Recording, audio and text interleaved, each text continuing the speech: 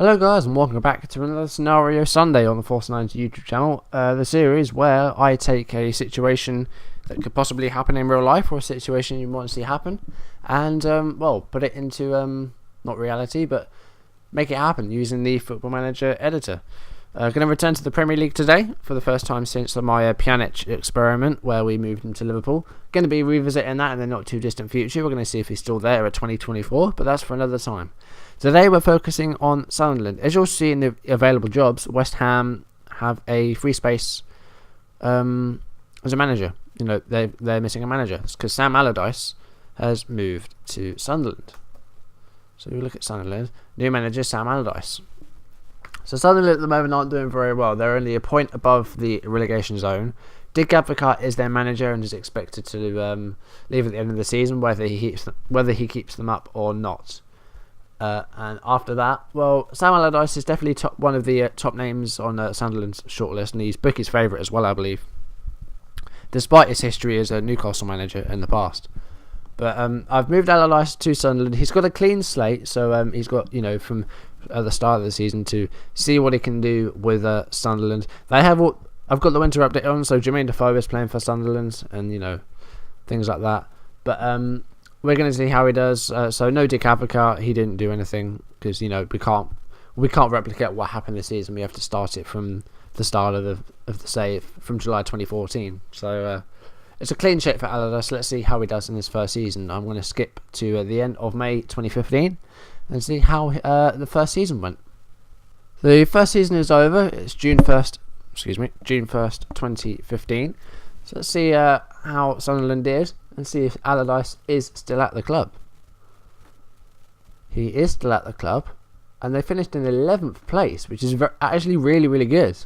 So who finished worst? Liverpool won it by 8 points. Manchester United, I noticed as it was actually going through that Van Gaal got sacked. It seems to happen quite a lot in these experiment things I do, that Van Gaal gets sacked. And Jurgen Klopp has taken over at Manchester United. I don't think there's been any other ones of any note. But yeah, Sunderland finished in 11th place. Where did Newcastle finish? Newcastle finished 8th. So they didn't do as well as their rivals. Relegated by Palace, Villa and Burnley. And yeah, I saw Villa had one as well. David Moyes is the new Villa manager. So just a couple of bits to look at there. So Sunderland had actually a very good season. Allardyce's first season as Sunderland manager was a success, I think. 11th place is good. Improvement on last year's 14th. Let's see, who did they actually sign? I only made one purchase, and that was only a loan purchase. Francis Coquelin from Arsenal, defensive midfielder. Actually very, very good. No, he's actually been, you know, a pretty decent player for them. You know, he's been a bit better than Flamini for Arsenal, because Flamini hasn't been that good really. Coquelin's been a pretty solid player at 24. You know, it's good that he's actually getting some game time now. I wasn't sure if they were actually going to keep him, but he's gone on loan to Sunderland. Only outgoings were two loan players: Agnew, 20-year-old, and Martin Smith, a teenager and a midfielder.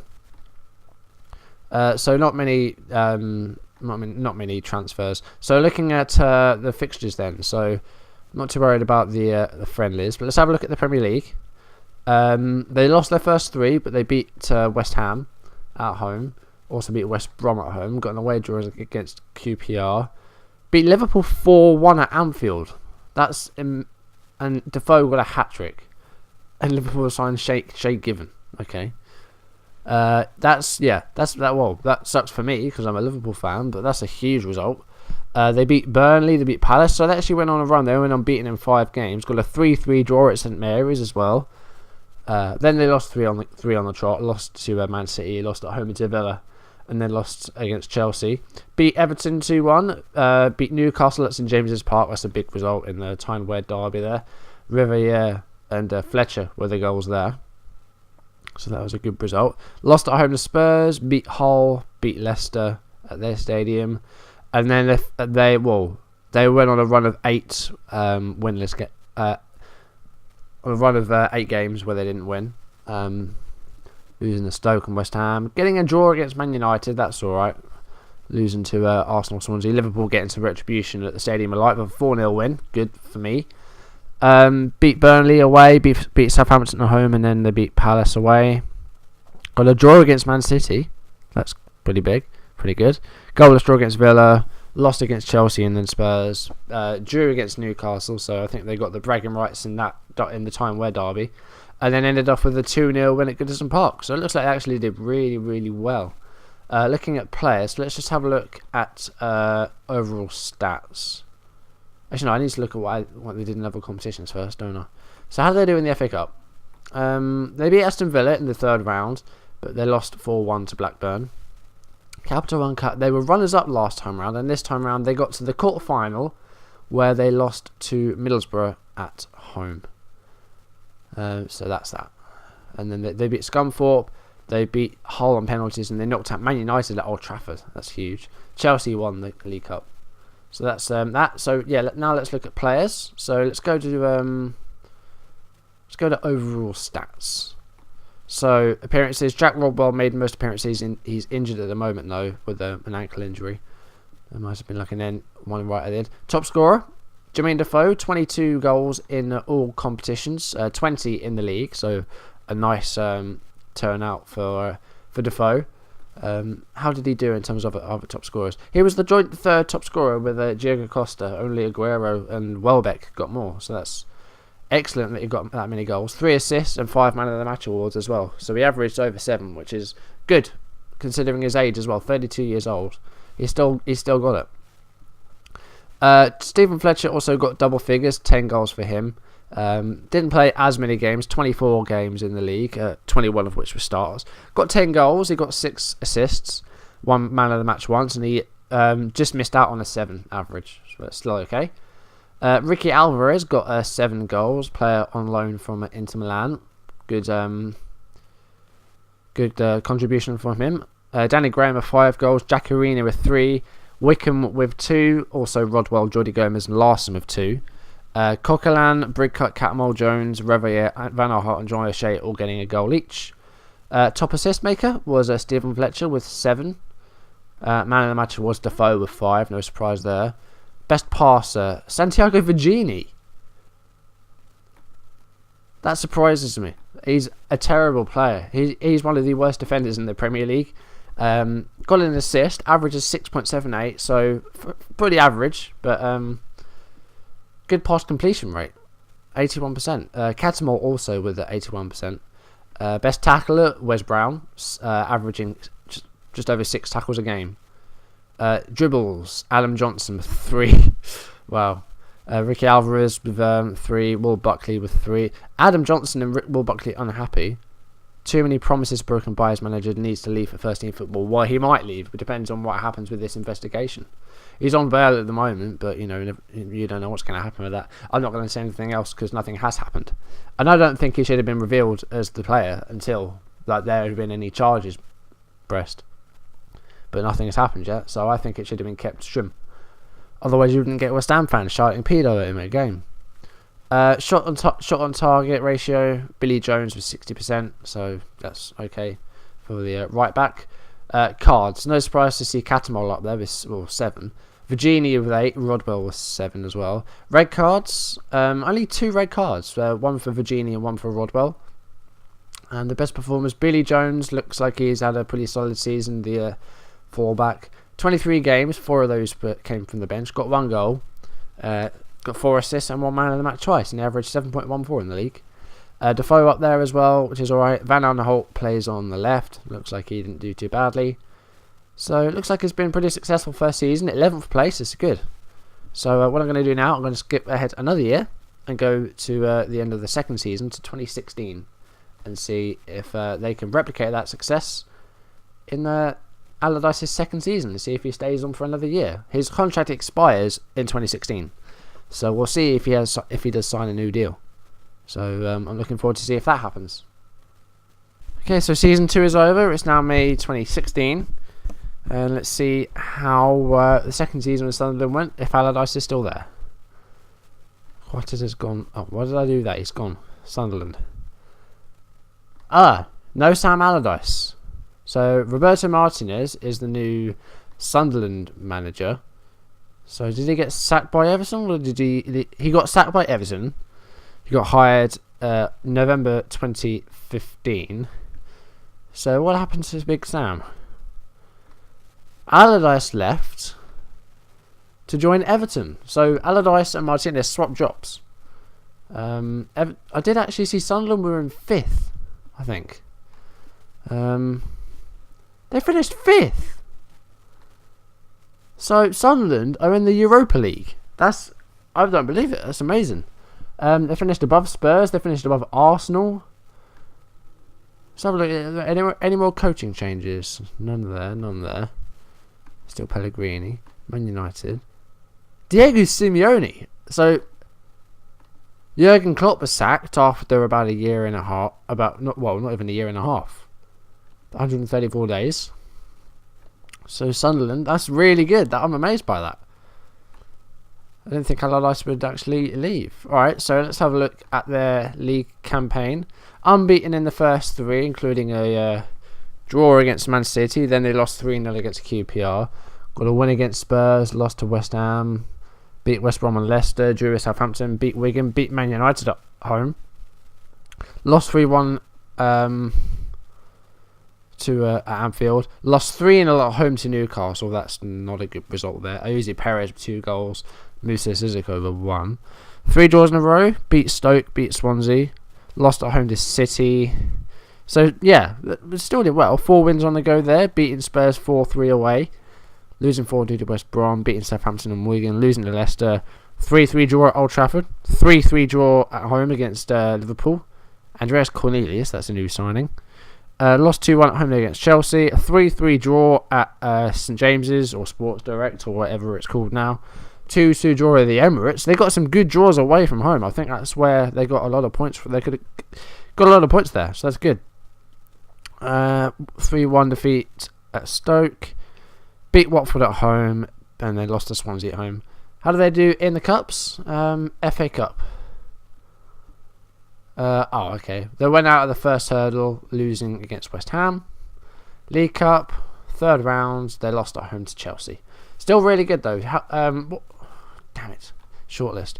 What were their signings? Because I can see some people that have gone. So transfer history. So they spent 11.5 million. Where did most of that go? Well, 2.9 million was their biggest signing. Lovre Kalinic from a Heilig Split. How did he do? Didn't do very well. I was a goalkeeper. 30 appearances, he conceded 52. Only 4 clean sheets. He didn't do very well on average. So I'm guessing that means that they got rid of either Manoni or Pantilimon. Either that or just demoted them. Oh, Pantilimon's still there. So where's Vito Manoni? Oops, what did I do?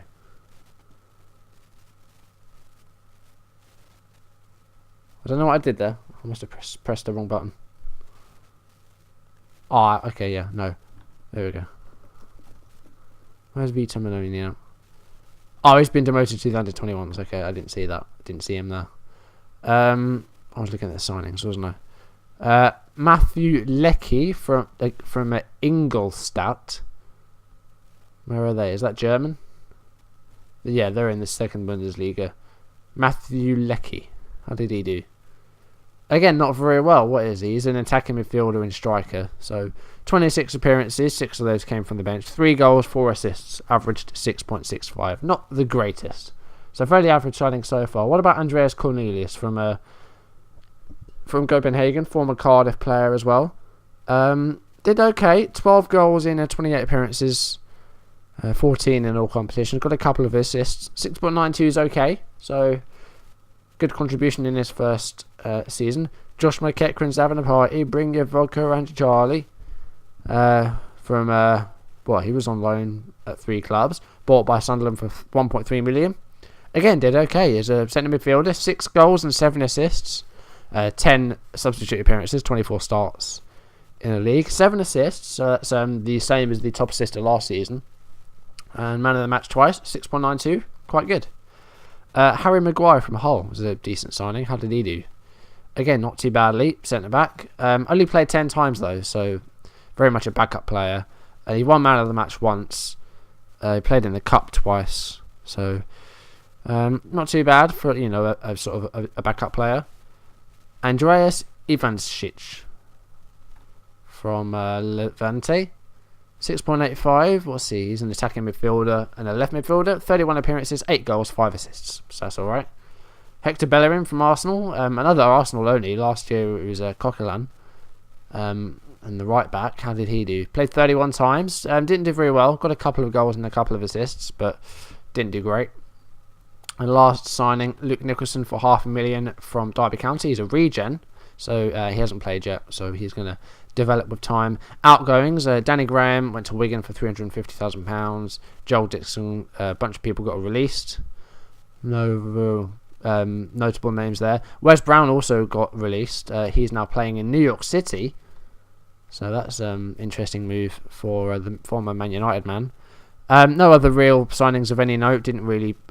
Only actually sold Danny Graham. Is the only person they sold. So they spent a lot, but they didn't actually. They must have freed up some wages with all these releases. So, well, either way it works. So who were their? Stop doing that. So who were their best players? So let's go to players, and let's have a look at overall stats. So top scorer Cornelius with 14. Defoe only getting 13 this time round. So the workload was kind of shared up front. 13 goals from 32. League games, did okay, not as good as didn't do as well as before, but still 13 goals is alright.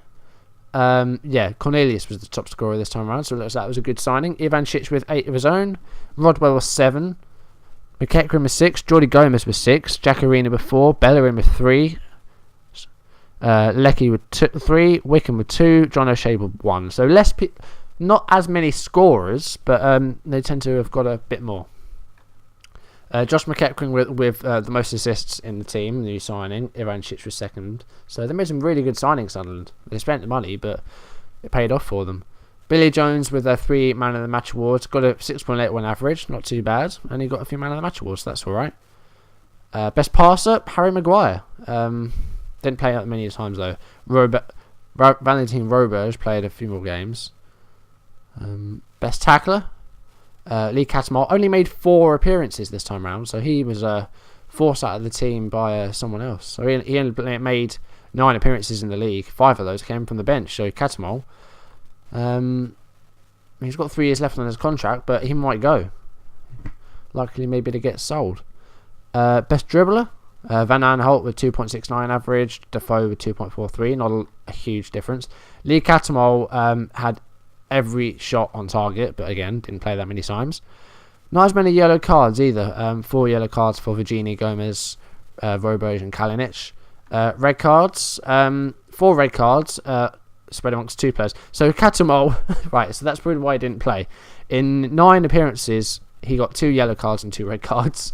Jaccarini played a few more times, but he got sent off twice. And best average performer was Harry Maguire in his 10 games. Cornelius with just under 7. Rodwell just under 7. The most prolific player, really. Who played the most games? Jordi Gomez made 36 appearances, 4 of those from the bench. So second season was good for Sunderland, even though Allardyce is no longer in charge. So I think that would probably mean we'll have to end this off, because this was a look at Sam Allardyce. So actually, just to see who is now West Ham manager, because Allardyce left there. Let me see. Martin Jol. Has that been since the start? It has. So Martin Jol took over at West Ham. That was just interesting to see, because it left the gap at West Ham when Allardyce moved. So that's interesting. Allardyce went to Everton, so his career is, really going places. It was anyway. He managed at Bolton, managed at Newcastle, of course, West Ham, and then he's done really well for himself. Got a job at Everton now, and Blackburn manager as well. I forgot about Blackburn.